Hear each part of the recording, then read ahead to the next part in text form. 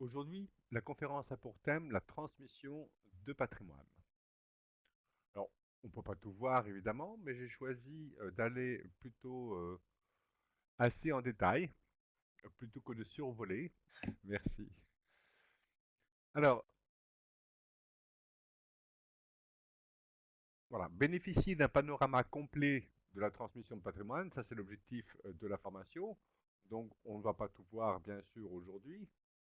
Maîtriser les techniques de transmission, disposer d'un document de référence, proposer les solutions juridiques et fiscales les mieux appropriées à chaque client. Alors, bonjour Marc. Ce que je vous propose dans le contenu de la formation pour aujourd'hui, c'est de voir quelles sont les règles de la dévolution légale, c'est-à-dire la dévolution qui n'est pas organisée, la succession notamment, hein, qui hérite, hein, quelles sont les règles qui régissent la succession, et nous verrons aussi les techniques de donation.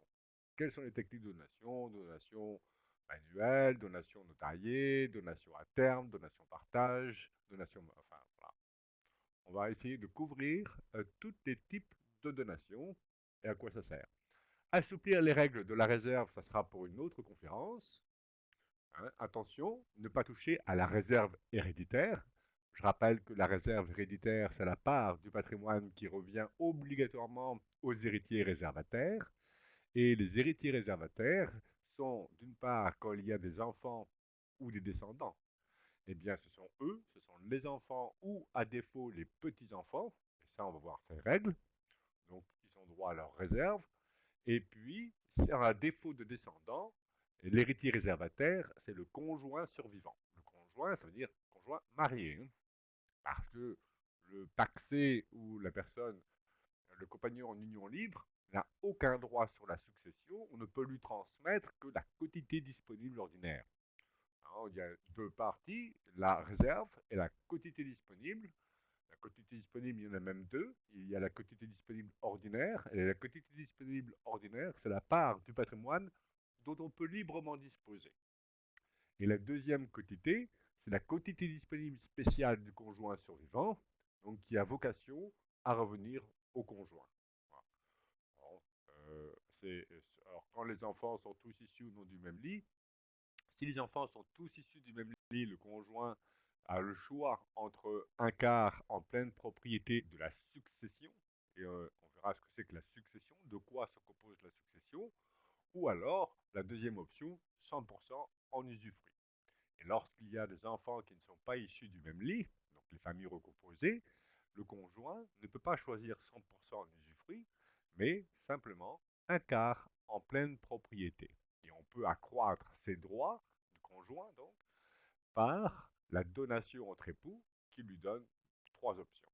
Et en général, on le voit très souvent, ces trois options, mais attention, danger. Mais c'est un autre thème qu'on verra plus tard. Et puis, fiscalité de la transmission, et bien là aussi, ce sera sans doute l'objet d'une autre conférence. Alors, voici, nous allons voir simplement les points 1 et 2, la dévolution légale non organisée. Si je ne fais rien, qu'est-ce qui se passe? Et puis, quelles sont les techniques de donation? On ne parlera pas de testament aujourd'hui, hein, puisqu'on va anticiper plutôt.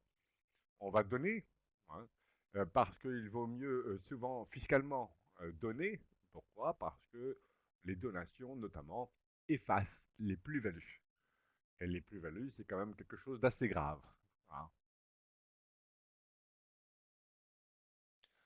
Toujours se souvenir de quoi se compose la succession. Puisque quand on dit c'est un quart en pleine propriété, mais un quart de quoi? Eh bien voilà, ça va dépendre essentiellement du régime matrimonial ou de l'absence de régime matrimonial. La succession, on fait toujours mourir monsieur hein, par galanterie, mais c'est souvent le cas quand même, d'abord, avant madame.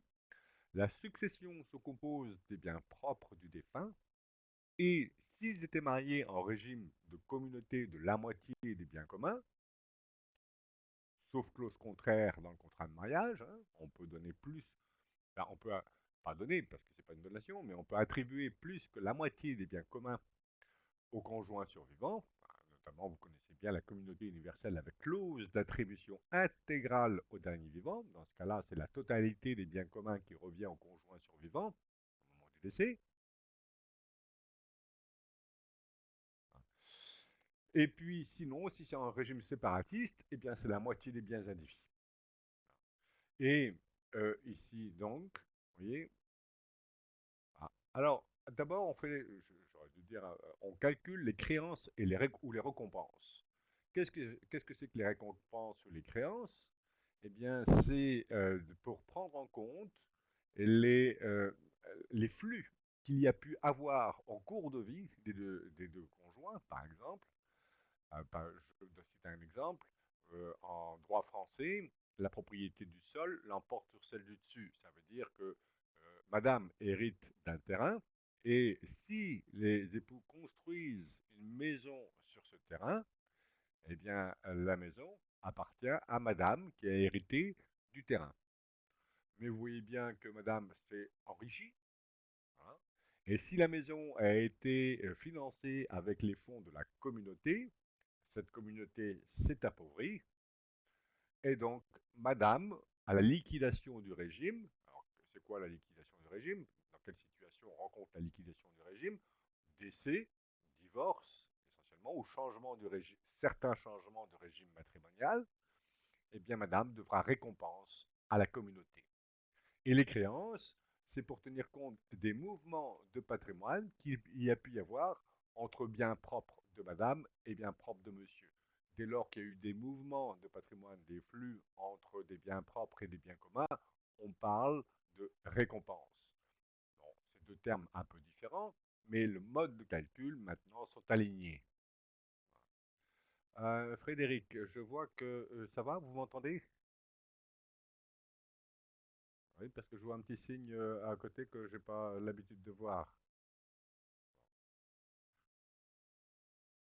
Et voilà, on partage. Voilà. Et la succession, voilà, se compose donc des biens propres du défunt et de la moitié des biens communs.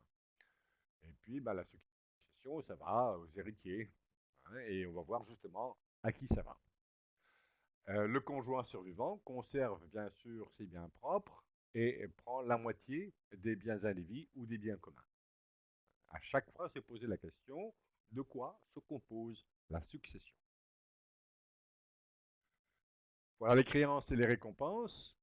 Alors, si c'est entre biens propres, comme je vous l'ai dit, c'est les créances. Donc, on rencontre des biens propres. Il n'y a jamais de biens communs en union libre, Pax ou régime séparatiste. On parle de biens indivis.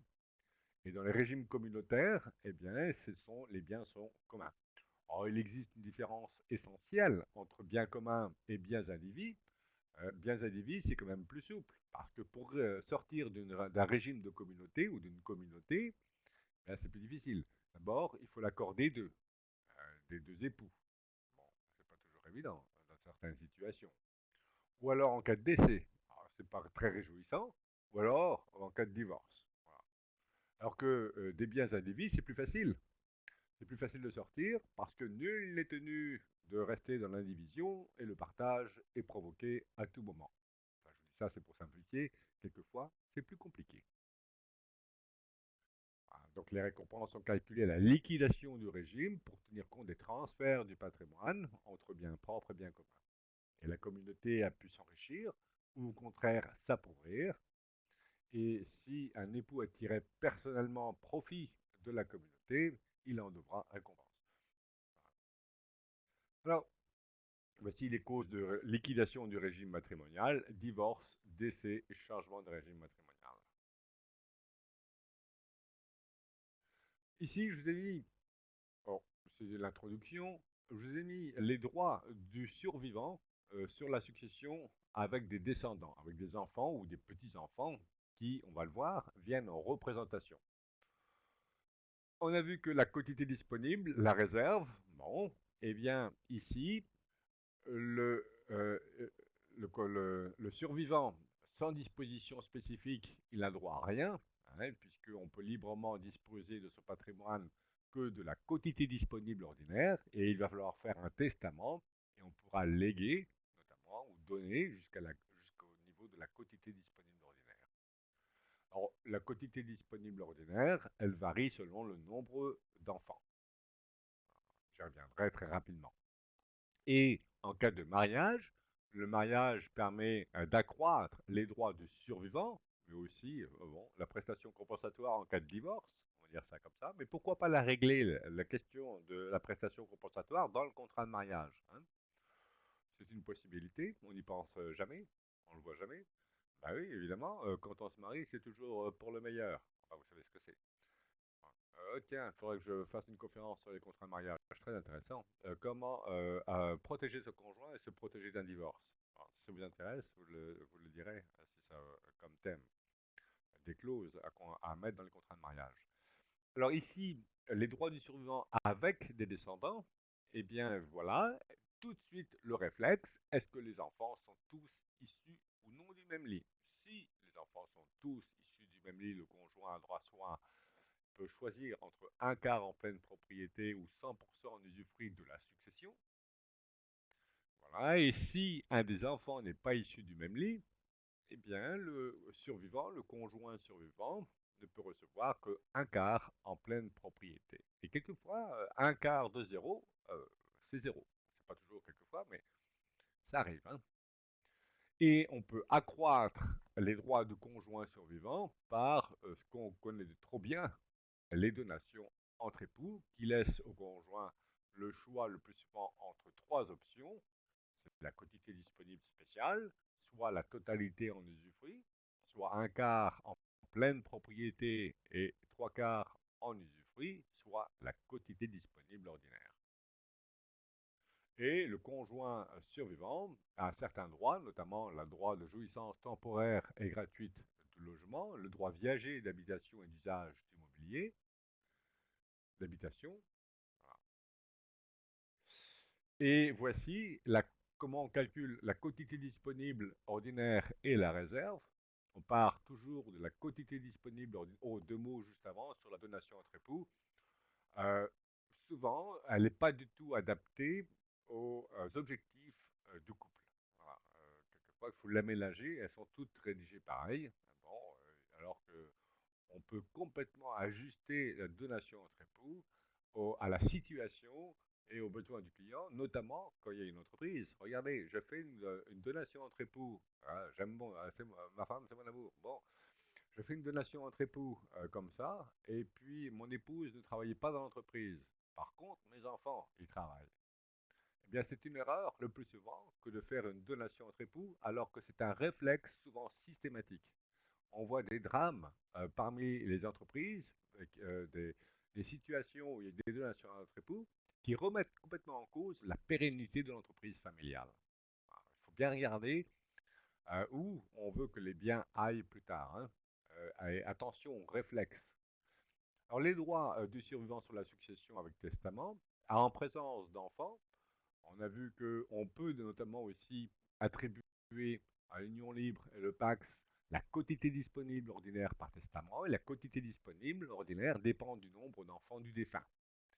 Donc s'il y a un enfant, la quotité disponible est de la moitié, la réserve est donc de la moitié, donc l'enfant a droit à la moitié de la succession de son parent décédé. S'il y a deux enfants, elle est de un tiers, cette quotité disponible ordinaire, et s'il y a trois enfants et plus, un quart.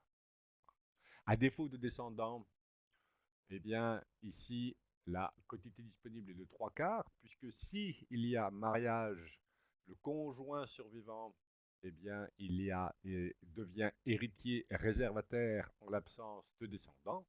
Et s'il n'y a ni descendants ni conjoint, tout est disponible. On fait ce qu'on veut de son patrimoine. Lors d'une prochaine conférence, justement, on verra quelquefois la réserve héréditaire est une contrainte, comment froisser cette réserve héréditaire. Donner la liberté au client de disposer un peu librement de son patrimoine pour écarter les règles de la réserve héréditaire. On ne peut pas normalement déshériter ses enfants, mais il existe plein de solutions pour froisser cette réserve héréditaire au profit d'une personne que j'aurais choisie. Et voici la quotité disponible spéciale du conjoint marié survivant, donc qu'on peut attribuer et qu'on attribue le plus souvent dans une donation entre époux, la donation au dernier vivant. Eh bien, ici, on laisse souvent, donc, on l'a vu, les trois options. soit la quotité disponible ordinaire qui, on vient de le voir, dépend du nombre d'enfants du défunt, ou l'option la plus dure pour les héritiers, les enfants, et la plus favorable pour le conjoint, c'est un quart en pleine propriété, trois quarts en usufruit. Les enfants n'héritent que de trois quarts de la nue propriété de la succession, ou alors la troisième option, 100% en usufruit.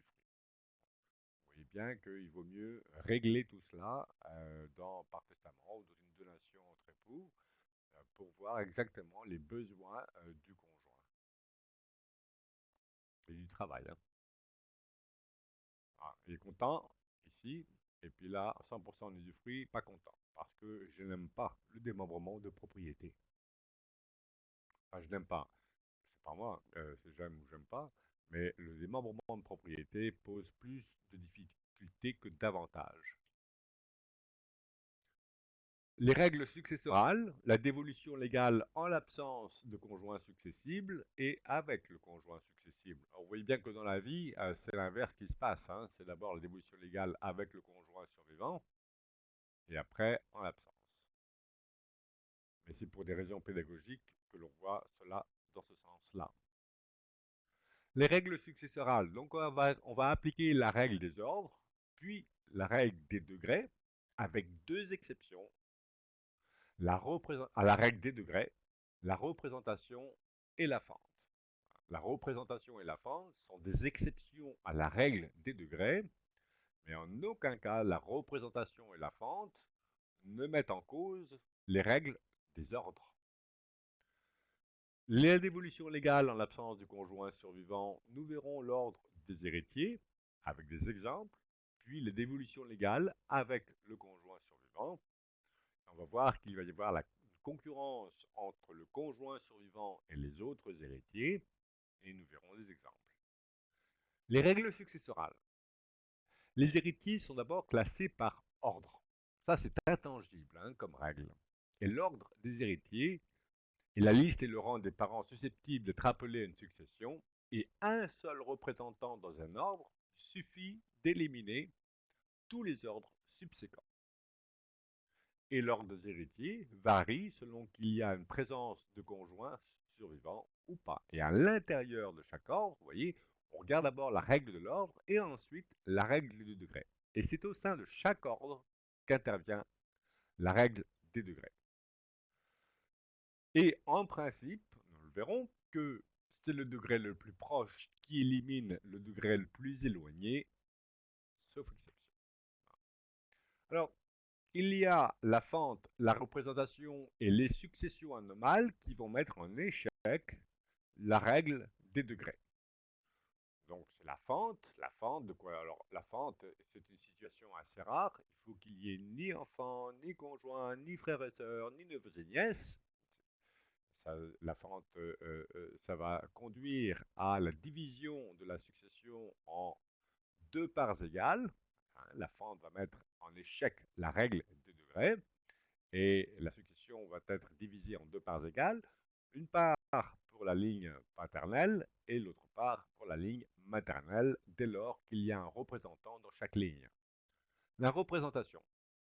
La représentation, là, alors, il y a eu, c'est la loi du 23 juin 2006 qui a considérablement modifié toutes les règles justement de la succession. Hein, il y a plus de 200 articles du Code civil qui ont changé, et notamment sur la représentation. Et on va voir que la représentation s'applique dans deux situations, hein, en faveur des descendants ou en faveur des neveux et nièces, et lorsque le parent est décédé ou renonce à la succession ou est indigne condamné. Et enfin, les successions anomales, c'est les souvenirs, les tombeaux de famille, on va mettre ça de côté. Les attributions préférentielles. Voici l'ordre des héritiers sans conjoint. Alors, toujours regarder par ordre, et ensuite on regardera bien sûr la règle des degrés, avec la règle suivante, c'est le degré le plus proche qui élimine le degré le plus éloigné, sauf exception, la fente et la représentation. Donc, l'ordre des héritiers sans conjoint. 1. Les descendants. Alors, ce sont les enfants, ou à défaut les petits-enfants par le jeu de la représentation. Voilà, c'est la première situation où la représentation s'applique, c'est en ligne descendante directe. Deuxième ordre, quand il n'y a aucun représentant dans le premier ordre, eh bien on va regarder le deuxième. Et dans le deuxième ordre, il va y avoir compétition entre les ascendants privilégiés, père et mère du défunt, et les collatéraux privilégiés, les frères et sœurs, ou alors les neveux et nièces, par le jeu de la représentation. Voilà, c'est la deuxième situation, la dernière d'ailleurs, où va s'appliquer la représentation en faveur des neveux et nièces.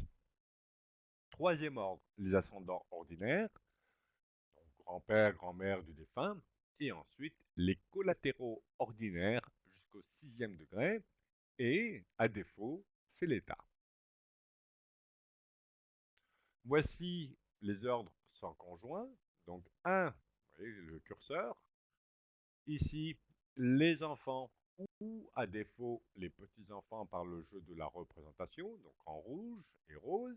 Deuxième ordre, ici en bleu et en violet, les pères et mères du défunt et les collatéraux privilégiés, les frères et sœurs, ou à défaut la représentation, donc les neveux et nièces. Troisième ordre, les ascendants ordinaires en orange, grand-père, grand-mère. Vous voyez, on voit déjà ici les deux lignes. À gauche, la ligne paternelle, à droite, la ligne maternelle. Et enfin, le quatrième ordre, ici, en vert, voilà, les cousins issus de germain au sixième degré. Et on va voir ce que c'est que les degrés. Avec conjoint. Alors, avec conjoint, l'ordre des héritiers change. Le premier ordre, il va y avoir toujours compétition. On va voir la compétition entre le conjoint et les enfants, donc, ou les petits-enfants par le jeu de la représentation. Et on l'a vu, quels sont les droits du conjoint? Les droits légaux du conjoint. Hein, est-ce que tout de suite le réflexe, ah, compétition entre le conjoint et les descendants, est-ce que les enfants sont tous issus ou non du même lit? Si oui, eh bien, le conjoint peut opter pour un quart en pleine propriété ou 100% en usufruit. Il y a un enfant d'un autre lit. Ah, le conjoint n'a pas le choix. Il ne peut recevoir qu'un quart en pleine propriété. Et d'ailleurs, juste qu'on peut évidemment déshériter le conjoint survivant. Sauf pour le droit temporaire au logement. Voilà. Il est d'ordre public celui-ci, mais on peut complètement déshériter son conjoint. Le deuxième ordre, à défaut de descendants, eh bien, il y a compétition entre le conjoint et les ascendants privilégiés, donc père et mère du défunt, et dehors, les frères et sœurs. Alors, quand il y a compétition, que ce soit avec conjoint ou sans conjoint, dès lors qu'il y a compétition entre les ascendants privilégiés et les autres héritiers, on va appliquer la règle du quart. Vous vous souvenez que avec conjoint, dans le deuxième ordre, il y a compétition entre les parents du défunt et les frères et sœurs, avec à défaut la représentation. Ici, il y a compétition entre les ascendants privilégiés et le conjoint. On va appliquer la règle du quart, ça veut dire que, on va dire, un quart par ascendant privilégié. Si il y a encore les deux parents du défunt qui sont vivants, eh bien, ils ont droit à un quart chacun, et donc la moitié. Les autres vont recevoir, et en l'occurrence, ici, le conjoint va recevoir la moitié. Et s'il y a un seul ascendant privilégié, père ou mère du défunt, eh bien, il a droit à un quart en pleine propriété, le solde, les trois quarts pour les autres. Donc ici, le conjoint, ou alors, en l'absence de conjoint, ce sont les frères et sœurs. Donc pour les trois quarts, ou à défaut, les neveux et nièces. Enfin, le conjoint, il élimine tous les autres parents, enfin presque, on va dire. Attention, il y a une exception, c'est le droit de retour légal des frères et sœurs sur les biens de famille. Ça peut être une catastrophe. C'est souvent une catastrophe quand on rencontre cette situation-là. Donc voici les ordres, je rappelle, avec conjoint. Premier ordre conjoint et descendant, avec éventuellement l'application de la représentation. Deuxième ordre, compétition entre père et mère du défunt et le conjoint, avec la règle du quart. Et ensuite, le conjoint. Ça va le rythme? Je suis clair? Oui? Je continue sur le même rythme? Merci. Les degrés. Alors, vous voyez, toujours la règle de l'ordre. Et ensuite, on regarde la règle des degrés. Voici la définition des degrés. La suite de degrés forme une ligne, maternelle ou paternelle. Et voici un exemple de degré de parenté. Voici le défunt. Vous voyez, alors je tire un trait par les liens du sang. Vous voyez, ici c'est simple, le défunt avait des enfants, mais les enfants sont de premier degré et les petits-enfants sont de deuxième degré, dans la ligne paternelle et ou la ligne maternelle. Et s'il y a un cousin, voici ce que c'est que les héritiers, hein, on hérite jusqu'au sixième degré, eh bien voici le sixième degré, vous voyez le cousin issu de Germain au sixième degré, eh bien pourquoi sixième degré? Parce que on a fait les liens du sang. Le défunt est issu de son père dans la ligne paternelle, évidemment, et après on remonte au deuxième degré, 3, 4, 5, 6. Voilà, et on obtient donc, voici la totalité des degrés dans la ligne paternelle, dans la ligne maternelle. Vous voyez le petit-neveu ici en 4, hein, on a fait 1, 2, 3, 4. Et la règle, c'est qu'au sein d'un ordre, c'est le degré le plus proche qui vient à la succession, hein, le degré le plus proche va éliminer le degré le plus éloigné, avec, on a vu, deux exceptions, la représentation et la fente. Souvenez-vous que la représentation et la fente ne mettent en échec la règle des degrés, pas celle de l'ordre.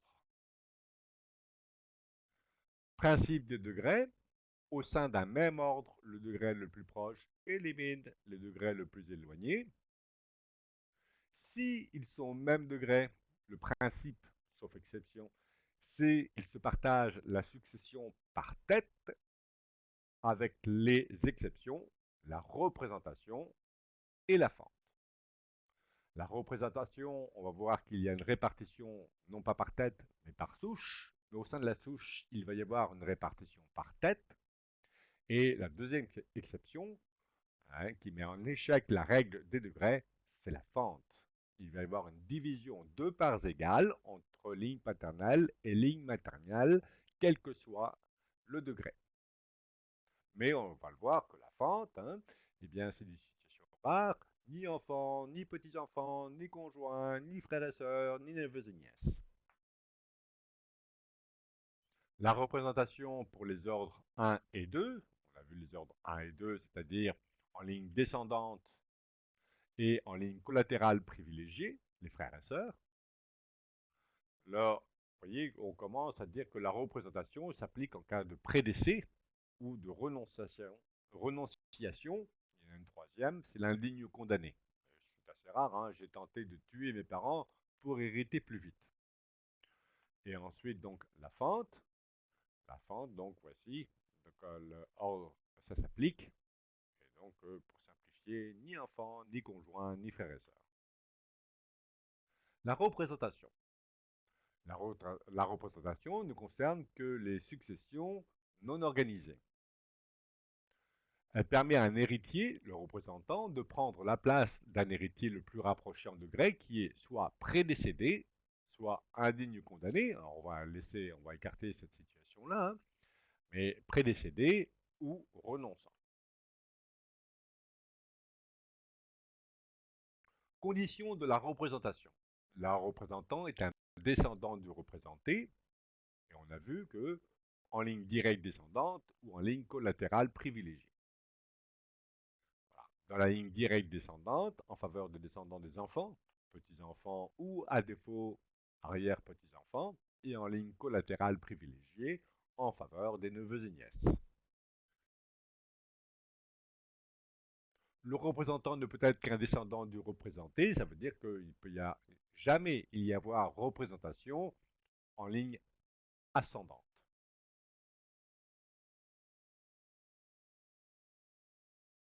Et, principe, sauf exception, dans chaque ligne, l'ascendant le plus proche en degrés élimine le degré le plus éloigné.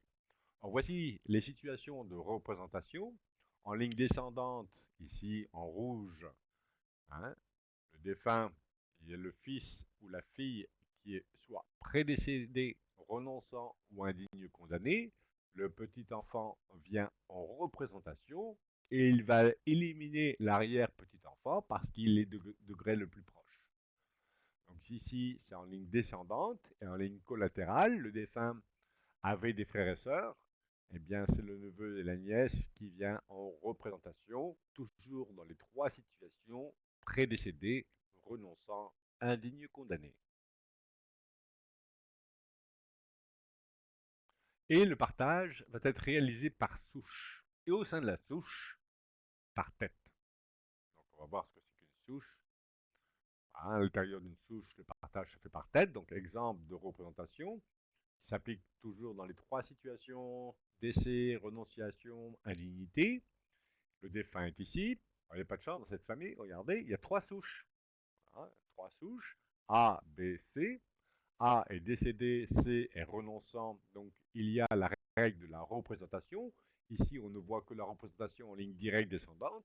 Mais on peut, vous voyez bien, appliquer cela en ligne collatérale privilégiée. Et puis dans la souche de A, eh bien E est décédé. Vous voyez bien qu'on va faire. Alors ici, la première touche, on fait la règle 1 tiers, 1 tiers, 1 tiers. Et ensuite ici, A est décédé, il a trois enfants, il avait trois enfants. Eh bien, 1 tiers d'un tiers. Donc voilà, ce qui nous fait de 18e. Et E est décédé, IJ vient en représentation. Eh bien, ils ont la moitié d'un tiers d'un tiers. Donc la moitié, un demi. 1 tiers 3, 1 tiers 3, 2 fois 3, 9, 2 fois 9, 18. On a le plus petit dénominateur commun.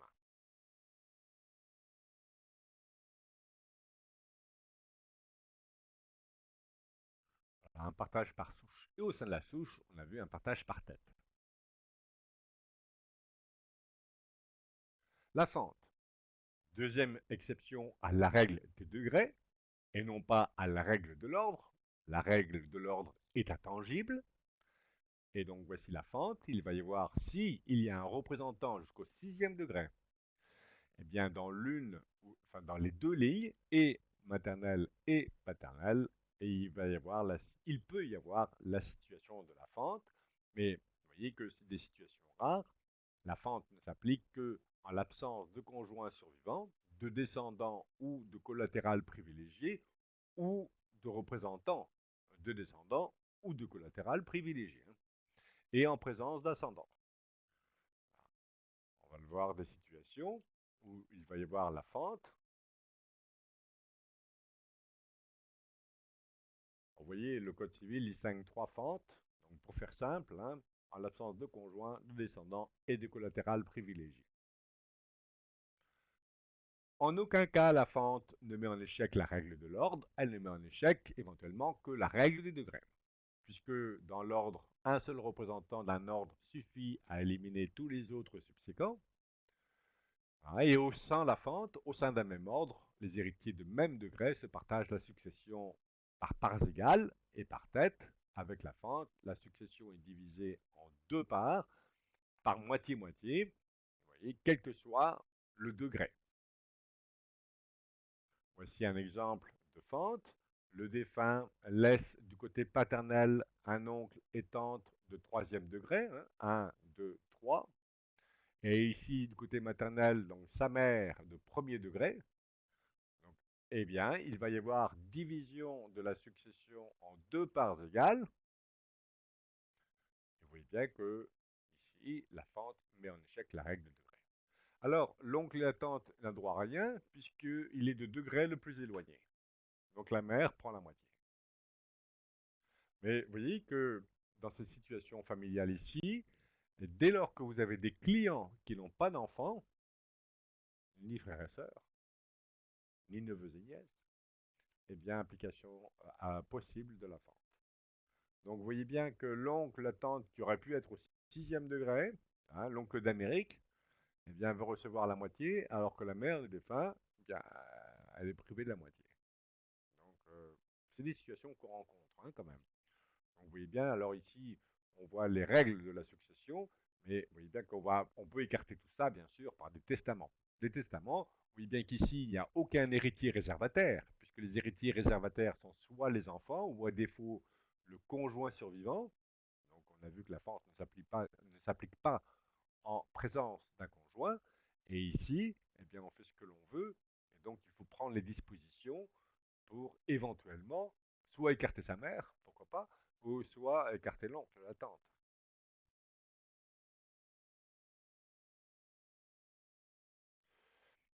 En l'absence de conjoint successible, je rappelle les ordres. Le premier ordre, 1, les descendants ou, à défaut, les petits-enfants par le jeu de la représentation. Le deuxième ordre, compétition entre les ascendants privilégiés, père et mère du défunt, et les collatéraux privilégiés, frères et sœurs, avec le jeu de la représentation en faveur des neveux et nièces. Et il y a trois situations à distinguer. Soit qu'il n'y a que des collatéraux privilégiés, eh bien à ce moment-là, comme il n'y a pas d'ascendant privilégié, les collatéraux privilégiés reçoivent tout, avec éventuellement le jeu de la représentation en faveur des neveux et nièces. Deuxième situation, il y a à la fois des ascendants et des collatéraux privilégiés. Ah, réflexe, compétition. Ici, on a compétition entre des ascendants privilégiés et d'autres héritiers. On va appliquer la règle du quart. Un quart par ascendant vivant. Le solde aux autres. Enfin, il n'y a que des ascendants privilégiés, la règle du quart ou la règle de la fente. Le troisième ordre, les ascendants ordinaires avec application éventuelle de la fente. Évidemment, pour qu'il y ait application de la fente, il faut au moins un représentant dans chaque ligne. S'il n'y a aucun représentant dans une ligne, eh bien, l'héritier va tout recevoir. Et le quatrième ordre, éventuellement les collatéraux ordinaires, pareil, et application éventuelle de la fente. Et on verra des exemples de dévolution selon les situations. L'ordre successoral sans conjoint, 1. Ah oui, alors là, un petit défaut d'animation. Ici, 1, les descendants ou les petits-enfants par le jeu de la représentation. Deuxième ordre, compétition entre ascendants privilégiés et collatéraux privilégiés avec l'application de la représentation éventuelle et la règle du quart. Troisième ordre, les ascendants ordinaires, avec éventuellement application de la fente s'il y a un représentant dans chaque ligne. Et ensuite, les collatéraux ordinaires, même règle que pour l'ordre 3. Et ensuite, éventuellement, à défaut, l'état. Voyons le premier ordre. Donc le premier ordre, ici les enfants ou à défaut les petits-enfants, par le jeu de la représentation. On voit que quand il y a un enfant ou un petit enfant, eh bien, on est dans le premier ordre, tous les autres héritiers vont être exclus. S'ils sont au même degré, un partage par tête, ou en cas de représentation, un partage par souche, et au sein de la souche, un partage par tête. Et ici, les descendants sont les héritiers réservataires. Les enfants sont les héritiers réservataires. Ils peuvent renoncer à la succession. Bon, quelquefois, on peut les faire renoncer un peu forcés, hein, quand même. En principe, non, mais il y a des moyens quand même. Le deuxième ordre, ascendant privilégié et collatéraux privilégiés, donc père et mère, ou frères et sœurs, avec le jeu de la représentation, avec la compétition du quart, un quart par ascendant privilégié vivant. Donc voilà les trois situations à distinguer, que des collatéraux privilégiés, ils reçoivent tout, ils se partagent, avec le jeu de la représentation, donc un partage soit par souche, et au sein de la souche par tête, s'il n'y a pas de représentation, un partage par tête. Ensuite, il y a les deux. Ah, des ascendants privilégiés, hop, réflexe, la règle du quart, en compétition avec des collatéraux privilégiés. Et enfin, il n'y a que des ascendants privilégiés avec éventuellement l'application de la fente. Ici, donc, le deuxième ordre, hein, en l'absence donc de descendants, ici on est dans le deuxième ordre, père et mère, et frères et sœurs, avec l'application éventuelle de la représentation. Alors voici un tableau qui regroupe ici le deuxième ordre. On a compétition ici entre les ascendants privilégiés, première colonne, et la seconde colonne, les collatéraux privilégiés. S'il n'y a que des collatéraux privilégiés, donc en l'absence d'ascendant privilégié, les collatéraux privilégiés reçoivent la totalité avec un partage de la succession égalité, voilà, par tête, ou à défaut, éventuellement, avec la représentation. Il y a les deux, à la fois et des ascendants privilégiés et des collatéraux privilégiés, eh bien, un quart par parent vivant. Donc, si le défunt laisse un parent, un quart pour le parent, le solde aux autres. Si les deux parents, moitié-moitié. Avec éventuellement toujours, ici, chez les collatéraux privilégiés, la règle éventuelle de la représentation. Et puis, le droit de retour légal des ascendants privilégiés. Je crois que j'en dirai deux mots, sinon on le verra aux prochaines conférences. Enfin, il n'y a que des ascendants privilégiés. Eh bien, le défunt laisse son père et sa mère. Il n'y a ici, il n'y a pas de collatéral privilégié, donc ils reçoivent tout, la moitié chacun. Et il y a le père ou mère. Eh bien là, il faut regarder, puisqu'on est dans la situation où il n'y a ni enfant, ni conjoint, ni frère et sœur. Eh bien, on regarde s'il y a des représentants dans chaque ligne. S'il y a un représentant dans chaque ligne, on va avoir l'application de la fente. S'il n'y a pas de représentant dans une ligne, eh bien, l'héritier va tout recevoir. Donc voici le détail. Des collatéraux privilégiés sans ascendant privilégié. Donc frères et sœurs, ils vont recevoir tout, avec éventuellement l'application de la représentation. Donc s'il n'y a pas de représentation, un partage par tête. Et s'il y a une représentation, un partage par souche. Au sein de la souche, un partage par tête. Il y a compétition entre des collatéraux privilégiés et des ascendants privilégiés. La règle du quart. Un quart par parent du défunt. Le solde aux collatéraux privilégiés avec éventuellement l'application de la représentation, plus le droit de retour légal des parents sur les biens donnés. Ici, il y a deux ascendants privilégiés, père et mère. Eh bien, ils reçoivent un quart chacun, le solde, donc les frères et sœurs ou leurs descendants par représentation, la moitié. Et il n'y a que père ou mère, un quart et trois quarts pour les frères et sœurs. Et enfin, troisième situation, il n'y a que des ascendants privilégiés, trois situations à distinguer, deux ascendants privilégiés dans chaque branche, la fente, un ascendant privilégié dans une branche avec un ascendant ordinaire, la fente également, et pas d'ascendant dans une branche, eh bien il va recevoir la totalité. Et le droit de retour légal des parents sur les biens donnés. Voici des ascendants privilégiés dans chaque branche. Le défunt laisse son père et sa mère. Qu'est-ce qui se passe? Ah bah allez, moitié-moitié. Il n'y a pas de... Ici, vous voyez, les frères et sœurs, il n'y en a pas. Voilà, il laisse ici, d'un côté, du côté maternel, sa mère, et du côté paternel, ici, eh bien, un quart. Ici, moitié-moitié, et donc la moitié de la moitié pour le grand-père et la grand-mère paternelle. Et enfin, le droit de retour légal au profit des ascendants privilégiés, ici, le voici. Alors, en l'absence de descendants, les ascendants privilégiés ont un droit de retour légal sur les biens donnés aux défunts, sauf volonté contraire clairement exprimée par ses ascendants dans l'acte de donation. Alors, on voit aussi souvent dans les actes de donation le droit de retour conventionnel. Eh bien, c'est une grave erreur, hein, celui-ci, le plus souvent. Hein, parce que le droit de retour conventionnel qu'on voit dans les actes de donation, c'est une erreur.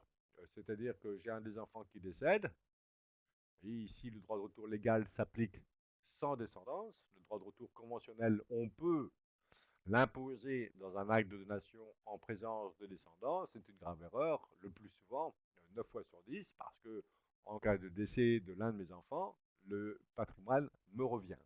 Et après, bah, fiscalement, forcément, où j'ai pas besoin de ce patrimoine, bah, ça aurait été peut-être plus utile de voir à qui il aurait pu advenir, et ceci sans fiscalité. Alors que quand ça me revient, c'est pas pareil. Hein. Puis pour l'ISF notamment. Et en principe, le droit de retour légal des parents s'exerce en nature et non pas en valeur, sauf exception, et dans la limite de l'actif successoral. Donc le droit de retour légal s'applique ici deux conditions. Un, le défunt décède sans descendance et ses pères et mères ou l'un d'eux survivent. La limite, les biens que les parents avaient donnés, mais dans la limite de leurs droits légaux, le quart chacun, donc la moitié s'il y a un seul parent, si les deux parents sont vivants, ou un quart si un seul survit, parce que les ascendants privilégiés ne peuvent pas à la fois cumuler leurs droits légaux de un quart chacun et ici leur part héréditaire qui font l'objet d'un droit de retour. Le montant en principe en nature, donc j'ai donné ici à mes enfants qui n'ont pas eux-mêmes de descendants une maison, eh bien c'est la maison qui va me revenir.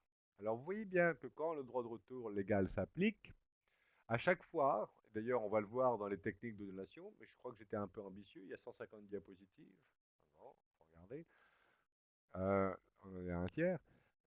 En principe, vous voyez que la maison va me revenir, sauf si la valeur de la maison dépasse le droit légal. Si la maison dépasse le droit légal, le retour va s'effectuer en valeur, c'est-à-dire que ici, dans la succession de mon enfant défunt, eh bien, je vais prendre un quart. Donc, ou alors, si le bien a été aliéné par le donataire, bah oui, il avait vendu la maison, évidemment, donc la maison ne peut plus me revenir, c'est que n'est qu'une somme d'argent.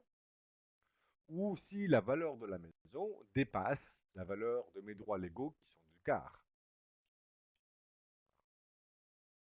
L'avantage fiscal, j'ai donné à un moment donné, bien sûr, l'enfant, j'ai pu prendre en charge les droits de mutation à titre gratuit à sa place, bon, eh bien, il paye les droits de mutation à titre gratuit, et s'il décède, le bien me revient sans droit de mutation à titre gratuit.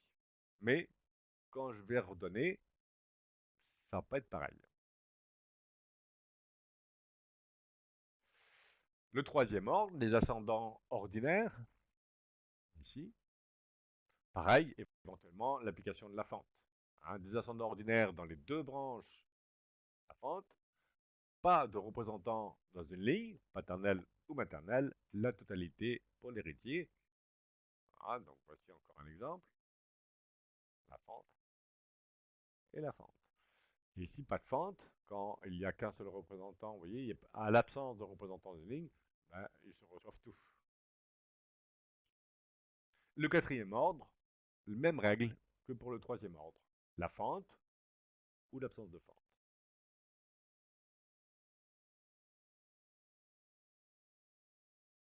La fente, éventuellement, vous voyez, ici, le cousin issu d'Amérique, il va chercher, il va avoir la moitié.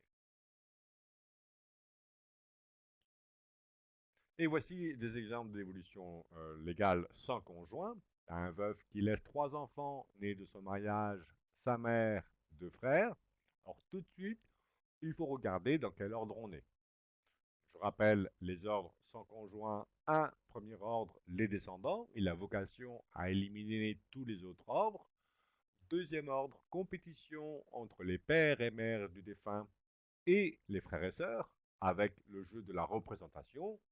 Et le troisième ordre, c'est quoi? Les ascendants ordinaires, donc grand-père, grand-mère, et enfin quatrième ordre, jusqu'au 6e degré, les collatéraux ordinaires. Donc ici, en présence des enfants, les enfants vont éliminer les mères et les frères, puisqu'ils font partie du deuxième ordre. Donc un tiers par enfant, un partage par tête. Un veuf qui laisse 2 enfants d'un premier mariage, 2 enfants d'un second mariage, un quart pour chaque enfant. Il n'y a plus de distinction entre enfants. Une veuve qui laisse un enfant de son mariage, 2 petits-enfants, enfants d'un fils prédécédé, eh bien, ils viennent en représentation. Donc l'enfant de son mariage à la moitié, et les 2 petits-enfants vont se partager l'autre moitié, donc un quart chacun. Une veuve qui laisse deux petits-enfants A et B, enfants d'une fille prédécédée, trois petits-enfants CDE, enfants d'un fils prédécédé. Donc on va voir d'abord un partage par souche, la moitié. Et ensuite, ici pour CDE, eh bien, un tiers de la moitié. Et pour A et B, la moitié de la moitié. Un défunt célibataire sans enfant qui laisse son père, sa mère, deux frères. Hein. Oh, on est dans le deuxième ordre, en l'absence de descendants. Et on a vu que tout de suite, la compétition entre père et mère du défunt et les frères et sœurs avec la règle du quart. Donc, un quart pour le père, un quart pour la mère et la moitié pour les deux frères. Une veuve qui laisse un enfant de son mariage, deux petits-enfants, enfants d'un fils prédécédé. Eh bien, répartition par souche et au sein de la souche, un partage par tête. Donc, les petits-enfants vont avoir la moitié de la moitié, un quart. Un défunt célibataire qui laisse son père, deux frères, deuxième ordre. Compétition. Règle du quart. Un quart pour le père, trois quarts pour les deux frères. Un défunt célibataire ou veuf qui laisse son père et sa mère, deux cousins germains. Alors vous voyez, les cousins germains dehors, parce que le père et la mère sont dans le deuxième ordre, ils évincent les deux cousins germains. Un défunt célibataire ou veuf qui laisse son père, deux neveux représentant un frère prédécédé, eh bien ici la règle du quart, puisqu'il y a le jeu de la représentation. Et enfin, un défunt célibataire ou veuf qui laisse sa mère, un cousin, là il faut regarder. On est dans la situation où on est sans conjoint, il n'y a pas d'enfant, ni frères et sœurs, eh bien, application éventuelle de la fente. Si le cousin est dans la ligne maternelle, la mère va prendre, puisqu'elle est le degré le plus proche. Si le cousin est dans la ligne paternelle, la moitié.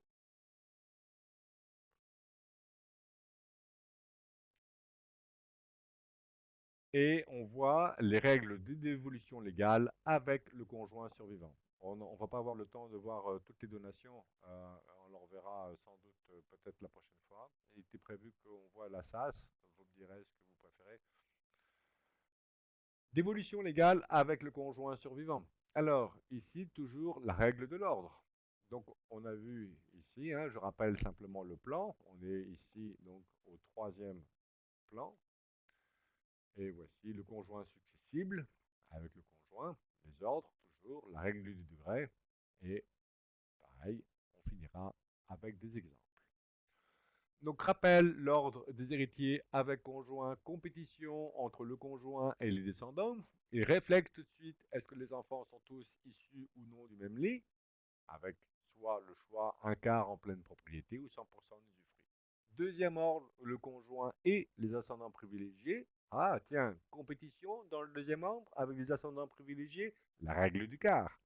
Et enfin, le conjoint survivant, il a vocation à éliminer tous les autres, mais attention au droit de retour légal des frères et sœurs sur les biens de famille.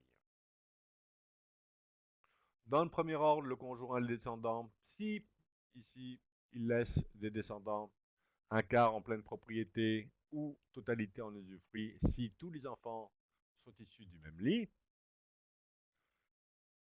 le conjoint aussi a un droit viager sur le logement et le mobilier le garnissant, plus un droit temporaire de 1 an, ça sera payé par la succession sur le logement et le mobilier. Et ça, c'est d'ordre public. On a vu qu'on pouvait déshériter ce conjoint, sauf pour le droit temporaire. Deuxième ordre, le conjoint et les ascendants privilégiés, la règle du quart. Donc, un parent, eh bien, le conjoint a droit à 3 quarts, deux parents, il a droit à la moitié. Plus, bien sûr, ses droits au logement. Enfin, le troisième ordre, le conjoint, puisque le défunt ne laisse ni descendants ni père et mère, le conjoint a vocation à tout recueillir, sauf le droit de retour des biens de famille en faveur des frères et sœurs. On peut priver le conjoint de ses droits légaux sans recourir à l'acte authentique par simple testament, sauf si on veut le priver du droit viager, puisqu'on ne peut pas le priver le conjoint du droit temporaire de 12 mois. Et voici les droits du conjoint sur la succession, ici le conjoint survivant et les autres héritiers. Alors, s'il y a des descendants, il y a compétition entre le conjoint et les autres héritiers qui sont donc les descendants. Si les enfants sont tous issus du même lit, le conjoint peut choisir, sauf s'il a été privé par testament notamment, de soit entre la totalité de l'usufruit de la succession ou un quart en pleine propriété. Donc le solde va aux descendants. Et s'il y a un enfant non issu des deux époux, le conjoint recueille un quart en pleine propriété, le solde trois quarts en pleine propriété pour les descendants. Et enfin, à l'absence de descendants ou de petits-enfants, donc d'enfants ou de petits-enfants par le jeu de la représentation, on a la compétition, on rentre dans le deuxième ordre, donc compétition entre le conjoint et les ascendants privilégiés, la règle du quart. Si les pères et mères donc, sont vivants, les autres héritiers qui sont ici les ascendants privilégiés ayant droit à la moitié, donc la moitié pour le conjoint, et s'il ne reste plus qu'un seul parent, il a le droit à un quart, donc les trois quarts pour le conjoint. Le défunt ne laisse ni descendant ni ascendant privilégié. Eh bien, le conjoint a vocation à tout recevoir, sauf le droit de retour légal des frères et sœurs, les collatéraux privilégiés, voilà, plus les droits notamment sur le logement et le mobilier le garnissant. Donc voici les autres droits du conjoint. Jouissance temporaire et gratuite du logement, droit viager et d'habitation du mobilier, certaines attributions préférentielles, logement, l'entreprise s'il y travaillait, et une pension alimentaire en cas de besoin. Donc voici la jouissance temporaire et gratuite de logement. Donc c'est une disposition d'ordre public. On ne peut pas priver le conjoint de ce droit-là. Quand c'est le Pax, on peut priver le paxé, mais pas le conjoint. Donc pendant 12 mois, c'est payé par la succession. Le droit viager d'habitation et d'usage du mobilier, c'est une fausse bonne idée. Quand le patrimoine est assez conséquent, ne jamais faire choisir le droit viager d'habitation et d'usage du mobilier. Pourquoi? Parce que quand on aime son conjoint, alors, sauf si on l'a privé par testament, et il vaut mieux lui assurer l'autonomie totale, au moins sur la résidence principale, puisque le droit viager ne lui laisse que la possibilité éventuellement de le louer, éventuellement pour retrouver des ressources nécessaires pour trouver un nouveau logement adapté à sa situation. Donc à éviter le droit viager d'habitation et d'usage, voilà. Sauf dans certaines situations. Et les attributions préférentielles du logement ou de l'entreprise s'il y travaillait.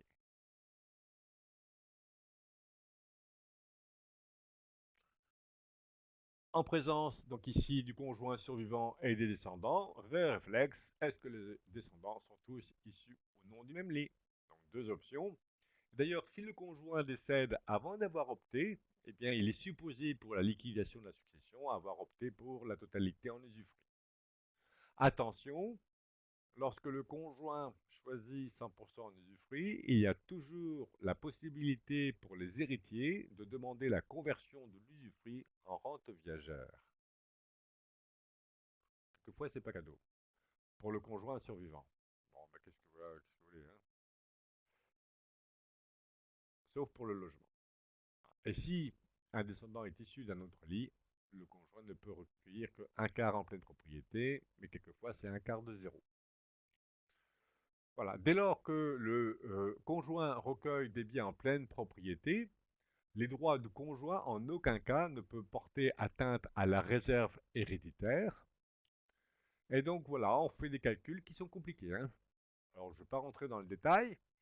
On détermine d'abord la masse de calcul, puis la masse d'exercice. C'est compliqué, on ajoute plus ou moins les libéralités rapportables, non rapportables. Enfin, voilà. Et le conjoint exerce son droit sur la masse la plus faible entre la masse de calcul et la masse d'exercice.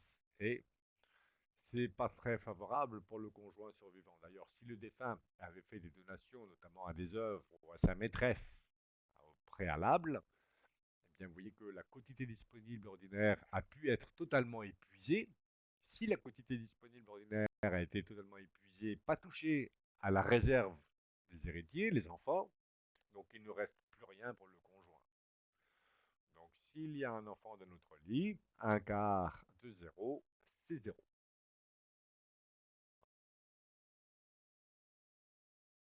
Donc, de fait, le conjoint peut être déshérité. Si le conjoint recueille des biens en usufruit, donc les enfants sont tous issus ou non